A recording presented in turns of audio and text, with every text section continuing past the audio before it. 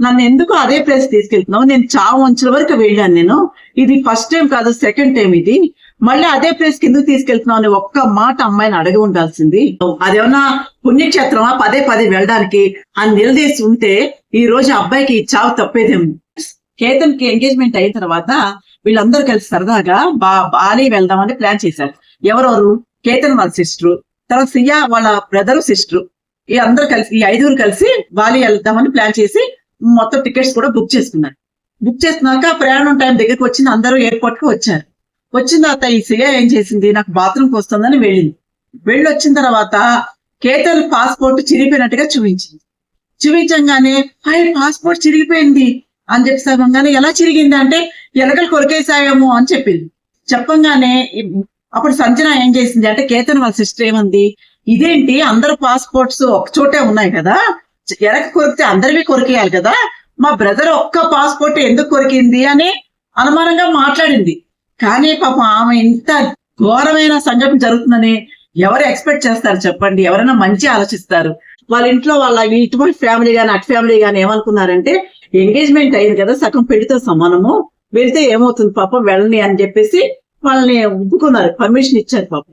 అయితే ఈ సయ్య ఎందుకనే పాస్పోర్ట్ చింపేసిందంటే బాలి వెళ్తే ఇతనికి బాగా క్లోజ్ అయిపోతే ఇంకా పెళ్లి తప్పించుకునే స్థితిలోకి వెళ్ళిపోవాలేమో అనే ఉద్దేశంతో అసలు వెళ్ళకపోతే ఏ గొడవ ఉండదని చెప్పేసి చింపేసింది.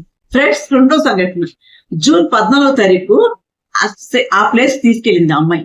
తీసుకెళ్ళిన తర్వాత తోస్తే అబ్బాయి పాపం చెట్టు పట్టుకుని చాలా దెబ్బలు తగిలించుకుని మొత్తానికి బతికి బయటపడ్డాడు.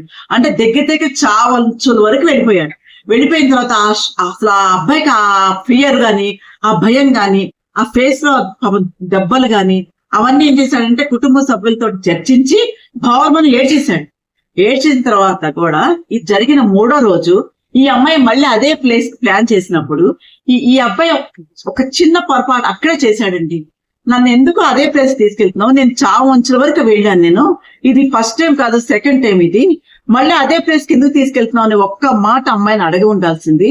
నెక్స్ట్ అసలు ఎందుకు నన్ను అదే ప్లేస్ కి ఎందుకు తీసుకెళ్తుందని ఒక్కసారి ఆలోచించాల్సింది. అయితే పాము వచ్చింది అందుకే నేను తోస్తానని చెప్పింది. మళ్ళీ సెకండ్ టైం కూడా పాము వచ్చి తోస్తానంటే అది కాదు కదా.